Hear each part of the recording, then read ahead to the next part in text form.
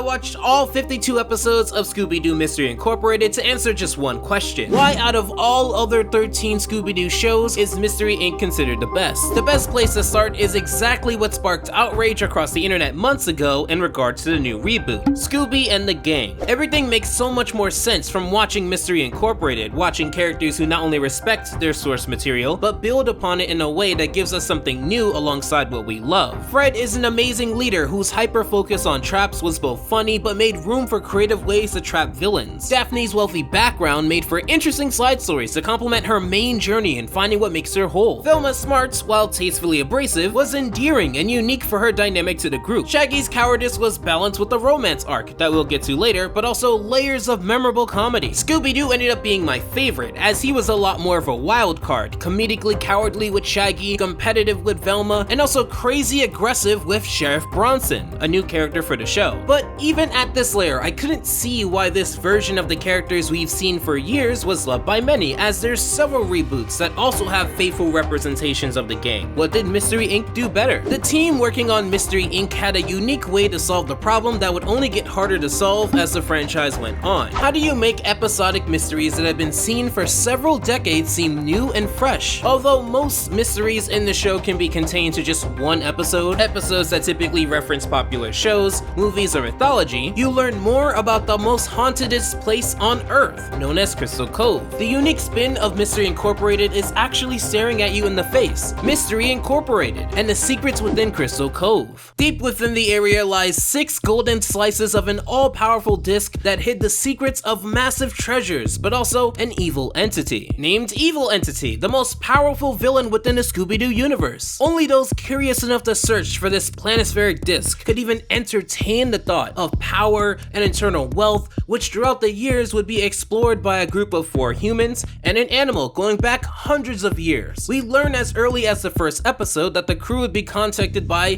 Mr. E, a mystery that was part of the previous Mystery Incorporated, that tried to learn the secrets of Crystal Cove but was torn apart in the process. He would give clues and hints to the new Mystery Inc. and mostly acted as an ally, but having a lot of antagonistic tendencies throughout the show as well, and as we'd learn, would be the equivalent in his crew to Shaggy. He would soon go on to be co-led by the Scooby equivalent, Professor Pericles, who is hailed as the most sinister yet intelligent being within the show, whose vengeance only grew stronger when in pursuit of the treasures of the disc, crossing his friends but then being double-crossed by the soon-to-be mayor, Fred Jones Sr.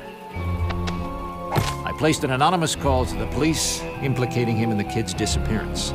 By the time Pericles woke, he was already in custody. He was sentenced to spend the rest of his miserable parrot life where he belonged.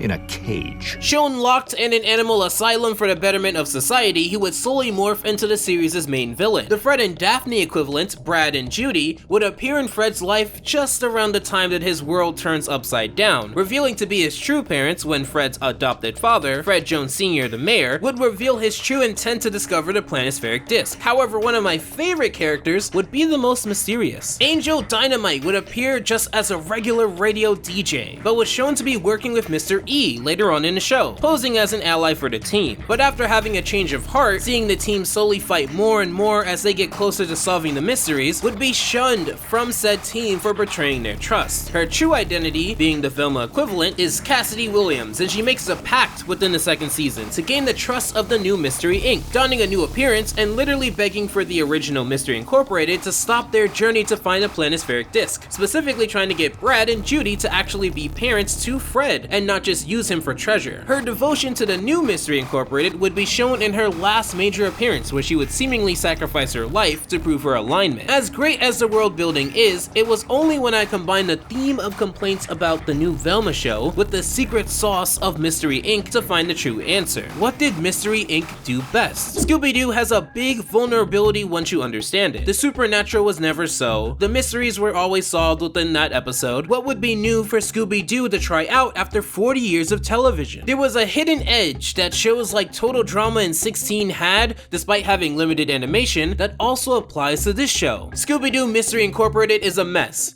And we love a good mess. We usually attribute messes to things like YouTube dramas or a car crash or a fight on World Star, but messes don't necessarily have to be raunchy all the time. A big selling point of the show that you can't miss in the first few episodes is romance. Fred and Daphne would not only be a big mess throughout the entire show, but also be the driving force of how the second season starts. So many episodes dangle this carrot of will they or won't they, of if Fred, whose personality revolves around setting up traps, can put that aside to see how much Daphne cares for him. The show doesn't solve this question until the very end, so you can see the ways that they miscommunicate, which is a mess. But that's what makes it entertaining and realistic. They're teenagers. They shouldn't be expected to be experienced in handling uncomfortable or vulnerable conversations. And it is cringing through Fred's jealousy when Daphne moves on in season 2, or feeling bad for Daphne whenever they get really close to solving this problem, that makes the show worth the watch for the grand payoff. But why would people care about Fred being ignorant at the sight of true love? Because there's a bigger mess, which is Fred and his true family. He spends a lot of the first season trying to please his father to no avail, which also led into how he processes emotion, feeling this instinctual need to suppress it, ironically behaving like the toxic masculine rich boy that Velma makes fun of in the new show, but without having any of the underlying factors that makes the commentary interesting. When you see Fred's world turned upside down, realizing that this man he called father took him away from his true parents, it gives you context to how he's a work in progress. Well, if that's the mess for Fred and Daphne, what would be the mess for the rest of the gang? It is here where I realize how uncomfortably bad it is to see how this franchise would deal with Norval and Velma now. Because back then, Velma, like Daphne, wants to find a sense of belonging too, and you see this with how empty she feels watching Fred and Daphne, but also Shaggy and Scooby. Despite all 5 being a part of the gang, towards the beginning of the show, we see her try to mend this personal problem of hers by bonding with Shaggy. However, it never seems to work. Shaggy would end up often hiding their relationship in front of Scooby, fearing that them being together would push Scooby away. But Velma also tries to change Shaggy's look and behavior, so no one's truly the bad guy here. It was just not meant to be. It was a mess. Look here at how Velma reacts when Shaggy dangles the carrot of not taking her to prom. What?